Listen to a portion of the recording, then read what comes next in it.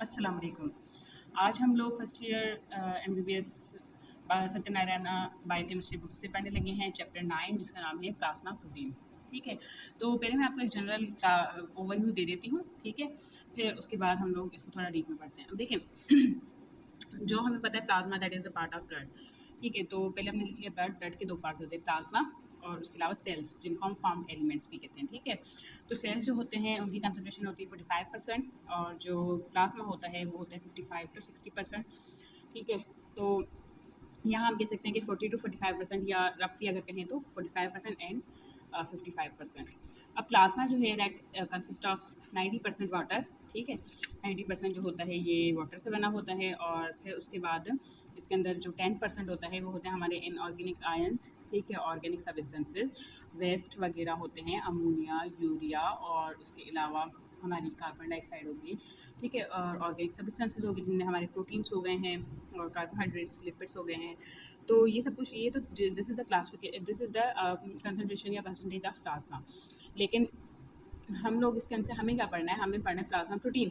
So the plasma protein they are the part of organic substance of plasma and so there are proteins जो हैं वो 6 to 8 ग्राम पर decilitre, यानी जो होते हैं प्लाज्मा प्रोटीन्स होती हैं उनकी जो प्लाज्मा के अंदर जो कंसनट्रेशन होती है दैट इज़ 6 to 8 ग्राम पर डीएल। ये है ग्राम पर डेसीलीटर। ठीक है, अगर हम लोग 1 डेसीलीटर प्लाज्मा लेंगे तो उसके अंदर हमें 6 to 8 ग्राम जो है वो प्रोटीन्स की मिलेंगी। ठीक है, अब यहाँ प्रोटीन्स की थोड़ी क्लासिफिकेशन है। वो है कि प्रोटीन्स जो होती हैं प्लाज्मा प्रोटीन वो होती हैं एल्ब्यूमिन होती है। ठीक है, ग्लोबुलिन होती है और फिब्रिनोजन होती हैं। एल्ब्यूमिन की कंसनट्रेशन जो होती है वो 3.5 to 5 ग्राम पर डीएल होती है। ठीक है, और ग्लोबुलिन की 2.5 to 3.5 ग्राम पर डीएल होती है और फिब्रिनोजन होती है वो 0.5 ग्राम पर डीएल हो जाती है। ठीक है, फिर यहाँ इनके फंक्शंस हैं कि एल्ब्यूमिन का ऑस्मोटिक फंक्शन होता है, न्यूट्रिटिव होता है, ट्रांसपोर्ट होता है। ठीक है, बफर के तौर पे एक्ट करता है वो। उसके बाद जो ग्लोबुलिन होती हैं वो मतलब ग्लोबुलिन जो होते हैं ना they are further classified into their fractions like alpha 1, alpha 2, beta and gamma. ठीक है, और ग्लोबुलिन्स जो होते हैं इनका फंक्शन मोस्टली इम्यूनिटी के अंदर होता है। जैसे कि हमारी ज़्यादातर जो गैमा ग्लोबुलिन्स होती हैं वो हमारी इम्यूनोग्लोबुलिन्स होती हैं। ठीक है, immunoglobulins mostly gamma globulins which are मतलब जो कि हमारा मेन जो होता है इम्यूनिटी के अंदर रोल प्ले करते हैं। फिर उसके बाद फिब्रिनोजन आ जाता है तो वो हमारी क्लॉटिंग के अंदर रोल प्ले करती हैं। ठीक है, क्लॉटिंग के अंदर। अब उसके बाद जो है हम लोग यहाँ से थोड़ा बुक से देख लेते हैं। ठीक है, बुक में लिखा हुआ है कि जो यहाँ पे लिखा हुआ है कि प्लाज्मा है 55 to 60% होता है। ठीक है, फिर उसके बाद यहाँ थोड़ा इन्होंने यहाँ बताया हुआ है कि अगर हम लोग प्लाज्मा के अंदर से अगर हम लोग सारे सारे क्लॉटिंग फैक्टर्स निकाल देंगे जैसे कि हेपेरिन, पोटेशियम ऑक्सलेट और इसके अलावा भी और होते हैं क्लॉटिंग फैक्टर, सिट्रेट, ईडीटीए। ठीक है, ओरली जो होता है वारफेरिन होता है।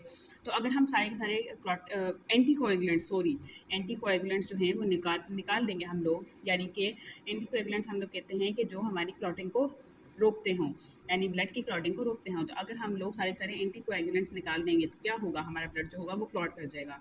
तो उसमें ये बता रहे हैं कि जो फिर जब हम लोग एंटीकोएगुलेंट्स निकाल देते हैं तो होता क्या है कि जितना भी जो हमारा ब्लड सेल्स होते हैं वो जो होते हैं हमारे, अगर हम एक टेस्ट ट्यूब की बात करें जैसे यहाँ देखिए कि हम लोग एक टेस्ट ट्यूब की बात करें तो उसमें नीचे की तरफ जो रहेंगे ना सारे के सारे, जैसे ये है ना, इस तरीके से सारे के सारे जो हमारे सेल होंगे ना वो बॉटम के अंदर आ जाएंगे। ठीक है, बॉटम में, और ऊपर हमें सिर्फ होता है कि एक फ्लूइड मिलेगा। ठीक है, सुपरनेटेंट फ्लूइड।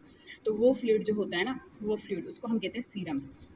ठीक है, यानी सीरम को हम क्या कहेंगे। अब देखें यहाँ पर क्या हुआ कि जितने भी हमने एंटीकोएगुलेंट्स हैं वो निकाल दिए हैं। ठीक है, तो क्या हुआ, एंटीकोएगुलेंट्स वो क्लॉटिंग फैक्टर्स जो होते हैं उनको रोकते हैं। तो जब हमने एंटीकोएगुलेंट्स को निकाला तो क्लॉटिंग फैक्टर्स ने अपना काम किया और यहाँ क्लॉट की फॉर्मेशन करवा दी। ठीक है, तो अब यहाँ हम ऐसे कहेंगे कि क्लॉटिंग फैक्टर्स जो हैं वो भी सारे के सारे जो हैं वो मतलब इन्वॉल्व हुए हुए हैं क्लॉट की फॉर्मेशन में, और ब्लड सेल की साइड नहीं जाएगी। यानी कि यहाँ ऊपर कहीं पर भी क्लॉटिंग फैक्टर्स तो अपना काम कर रहे हैं ना, तो वो ऊपर फ्लूइड में नहीं होंगे। तो जो फ्लूइड जिसके अंदर मतलब प्लाज्मा का पार्ट, यानी part of the plasma which does not contain fibrinogen and other clotting factors that is called serum। ठीक है, and जिसके अंदर फिब्रिनोजन और क्लॉटिंग फैक्टर्स जो हैं सारे सारे एब्सेंट होंगे तो उसको हम सीरम कहते हैं। और वो हमें दिखाई कब देता है, हमें वो तब दिखाई देता है जब हमारी बॉडी के अंदर कोई इंजरी हुई है या वैसे ही क्लॉट फॉर्मेशन हो रही है। तो तब जो सारे क्लॉटिंग फैक्टर्स होंगे वो अपना काम करेंगे और उस वक्त जो हमें प्लाज्मा का पोर्शन एक्सपोज मिलेगा वो होगा सीरम। ठीक है, फिर यहाँ एक और टर्म है हेमाटोक्रेट। ठीक है, हेमाटोक्रेट को हम कहते हैं, जो हेमाटोक्रेट जो है उसको हम कहते हैं पैक्ड सेल वॉल्यूम। ठीक है। यानी कि ये सेल्स हैं, देखें ये सारे सारे अब नीचे आ गए, सारे पैक हो चुके हैं। पहले क्या से कि ये हमारे जो ब्लड है उसमें डिस्पर्स हुए हुए थे, पूरे पूरे प्लाज्मा के अंदर डिस्पर्स हुए हुए थे, जिसको ब्लड फॉर्मेशन कर रहे थे। लेकिन अभी क्या हुआ, ये सारे सारे नीचे आ गए हैं, एक साथ पैक हो चुके हैं। तो जो पैक्ड सेल वॉल्यूम होता है उसको हम कह रहे हैं हेमाटोक्रेट, और वो होता है 45%। ठीक है, 45%। तो यहाँ पर यही चीज़ उन्होंने बताई हुई है कि जो जब हम सारे सारे एंटीकोएगुलेंट्स निकाल देंगे तो हमें एक सुपरनेटेंट फ्लूइड मिलेगा, ठीक है, और बॉटम के हम सारे सेल्स मिलेंगे, तो उसको वो पैक्ड सेल वॉल्यूम जो होता है उसको हम हेमाटोक्रेट कहते हैं, 45% होता है वो, ठीक है। और देखें यहाँ पे लिखा हो serum does not contain fibrinogen, serum के अंदर फिब्रिनोजन नहीं होता और सारे सारे क्लॉटिंग फैक्टर्स नहीं होते।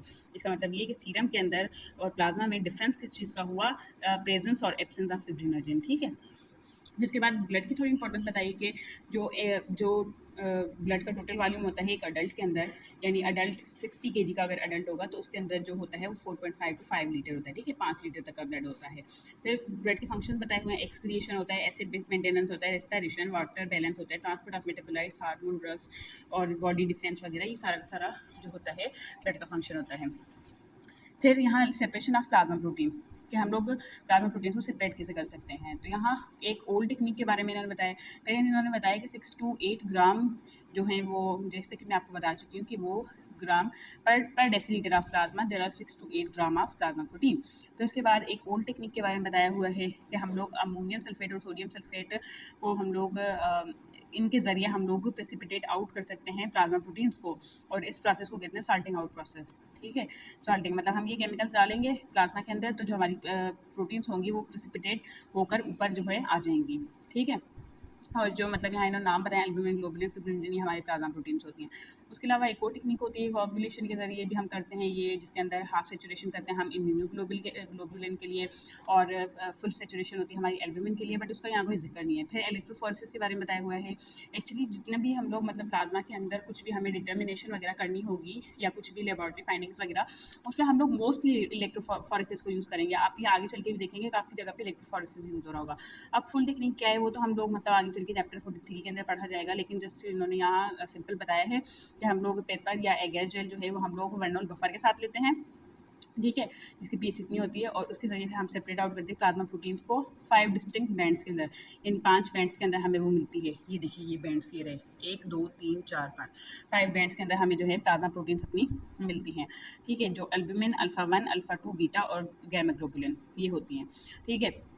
तो अब यहाँ पर देखें कि एल्बुमिन हमें पता है सबसे ज़्यादा होती है। एल्बुमिन हमने पढ़ा था कि 3.5 to 5 ग्राम, तो एल्बुमिन सबसे ज़्यादा है। फिर अल्फ़ा, फिर अल्फ़ा 1, अल्फ़ा 2, फिर बीटा, और फिर गामा जो होती है वो इन तीनों से थोड़ा ज़्यादा होती है, इसलिए गामा का जो फ्रैक्शन है वो थोड़ा ज़्यादा है, लेकिन एल्बुमिन से कम है। और उसके बाद फिर ग्राफ के ऊपर दिखाया हुआ है ये, तो देखिए एल्बुमिन सबसे ज़्यादा है, फिर अल्फ़ा 1, अल्फ़ा 2 और बीटा जो है वो सेम है, और फिर ये गामा जो है वो ये देखें ये थोड़ा ज़्यादा है इनसे, ठीक है। फिर यहाँ पे अब इलेक्ट्रोफोरेसिस की टेक्निक जो है ना वो हम लोग कोई नॉर्मल कंडीशंस वगैरह जो होते हैं इलेक्ट्रोफोरेसिस करते हैं। अगर इलेक्ट्रोफोरेटिक पैटर्न जो है वो हमें नॉर्मल मिलता है तो इसका मतलब कि मतलब कोई डिजीज़ कंडीशन नहीं है। अगर एबनॉर्मल मिलता है तो इसका मतलब कोई ना कोई डिजीज़ कंडीशन। तो अब एबनॉर्मल इलेक्ट्रोफोरेटिक पैटर्न जो है उसके बारे में हम लोग यहाँ पर पढ़ेंगे थोड़ा, कि देखें कि एबनॉर्मल इलेक्ट्रोफोरेटिक पैटर्न जो है उससे हम लोग काफ़ी डायग्नोसिस ऑफ सर्टेन डिजीज मतलब डायग्नोसिस करते हैं डिजीज़ का। अब मल्टीपल माइलोमा का बताया हुआ है। मल्टीपल माइलोमा एक्चुअली हम कहते हैं जो हमारे प्लाज्मा सेल्स होते हैं, जो हमारे बीटा लिम्फोसाइट स्प्लिट करके प्लाज्मा सेल्स बनाते हैं और जो फर्दर गामा ग्लोबुलिन्स की प्रोडक्शन करवाते हैं, ठीक है।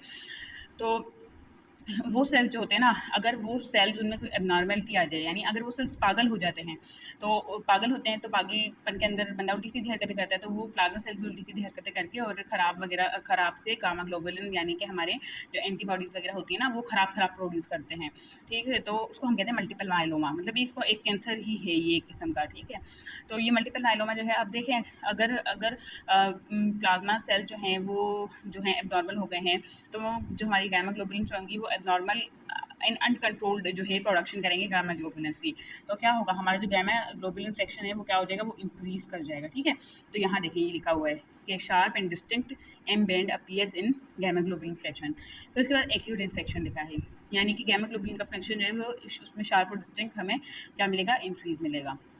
फिर है एक्यूट इन्फेक्शन, यानी देखें नॉर्मली हमारी बॉडी के अंदर एल्ब्यूमिन सबसे ज़्यादा होती है, लेकिन जब जब कोई ना कोई इन्फेक्शियस कंडीशन होती है तो उस कंडीशन में, अब इन्फेक्शियस कंडीशन है तो वो लिवर की भी हो सकती है, उसको सूरत में लिवर जो कि मोस्टली हमारी प्लाज्मा प्रोटीन्स बना रहा होता है वो हमारी एल्ब्यूमिन को नहीं बनाएगा, और एल्ब्यूमिन को नहीं बनाएगा तो बॉडी का जो ऑस्मोटिक प्रेशर है वो मेंटेन नहीं होगा, ठीक है, और उसकी वजह से इडिमा हो जाता है। तो अब जब वो नहीं होगा तो अब एल्ब्यूमिन के एब्सेंस के अंदर कुछ ना कुछ तो करना होगा ना, तो उस सूरत के अंदर जो हमारी अल्फा 1 और अल्फा 2 ग्लोबुलिन जो होती है ना वो इंक्रीज होती हैं, यानी इन्फेक्शन की सूरत के अंदर जब हमारी एल्ब्यूमिन डेफिशिएंट हो जाती है, या तो लिवर नहीं बना रहा, या फिर अगर बन रही है लिवर की नहीं हुआ है इनफेक्ट और कोई किडनी प्रॉब्लम है, तो फिर किडनीज जो होंगी ना वो उसको जो एल्ब्यूमिन होगी उसको एक्सक्रीट आउट कर रही होंगी, तो तभी बॉडी में डेफिशिएंट हो जाएगी एल्ब्यूमिन। तो उस सूरत में अल्फा 1 और अल्फा 2 ग्लोबुलिन जो होती है ना वो बॉडी के मेंटेनेंस के लिए अल्फा 1 और अल्फा 2 ग्लोबुलिन जो होती है ना वो इंक्रीज़ करती जाती हैं।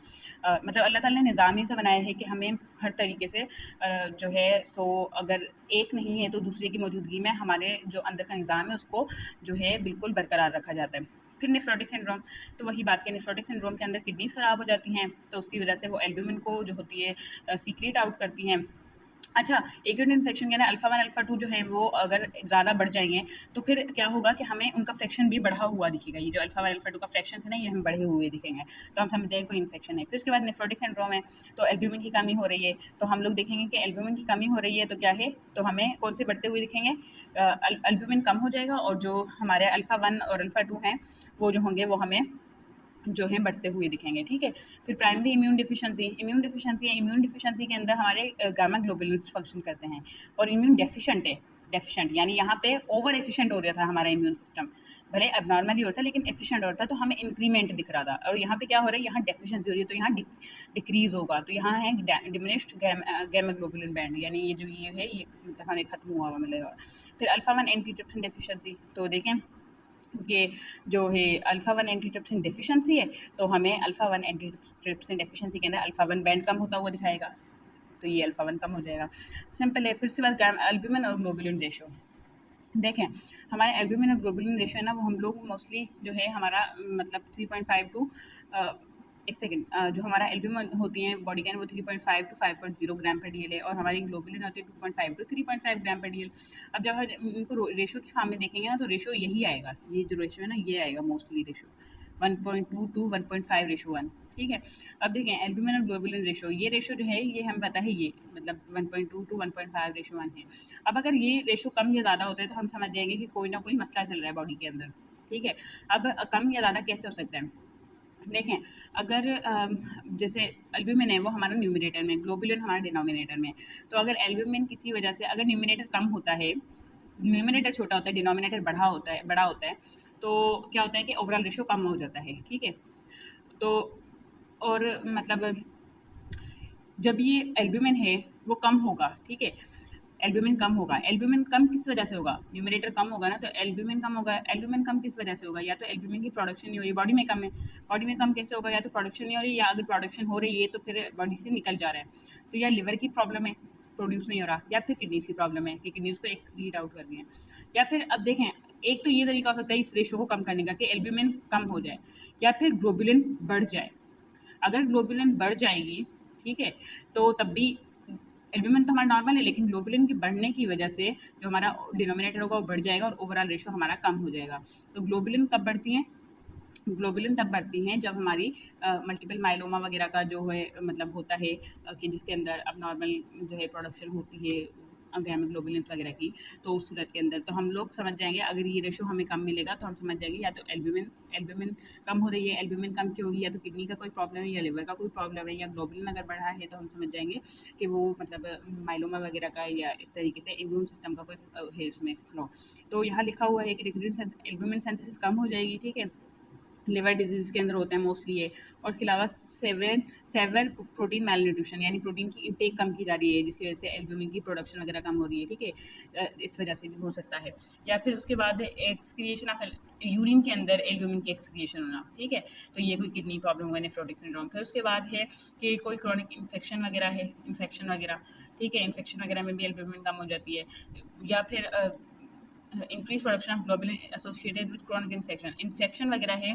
तो हमें पता है कि जब हमारी बॉडी में कोई इन्फेक्शन होता है तो ग्लोबुलिन्स जो है, गामा ग्लोबुलिन्स, वो हमारे इम्यून रिस्पॉन्स के अंदर जो है फंक्शन करती हैं। तो क्रॉनिक इन्फेक्शन यानी लंबे टाइम से चलता हुआ इन्फेक्शन है, तो उसके अंदर जो हमारे जो गामा ग्लोबुलिन्स है वो इंक्रीज हो जाएगी, और जब वो इंक्रीज होएंगी तो हमारा जो है, तो जो हमारा अल्बुमिन ग्लोबुलिन रेशो है वो कम हो जाएगा। ठीक है, तो हम समझ जाएंगे कि कोई ना कोई इन्फेक्शन हुआ है, तो इस वजह से हो सकता है, या फिर मल्टीपल माइलोमा वगैरह के अंदर। फिर उसके बाद यहाँ कंपोनेंट ऑफ प्लाज्मा प्रोटीन लिखा हुआ है, तो वो मतलब ऐसे ही है ये कि ये सारा का सारा जो है मतलब सारा नीचे बता दिया जाएगा हमें कि इंपॉर्टेंट प्लाज्मा प्रोटीन जो है, इनकी कैरेक्टरिस्टिक वगैरह जो है, वो सारी की सारी नीचे मतलब लाइन बाय लाइन हम उनको पढ़ते जाएंगे, टॉपिक वाइज जो है हम उनको कवर कर जाएंगे। तो आज के लेक्चर में इतना ही। नेक्स्ट हम लोग इस चैप्टर को आगे अगले लेक्चर के अंदर कंटिन्यू करेंगे। तब तक के लिए खुदा हाफिज़।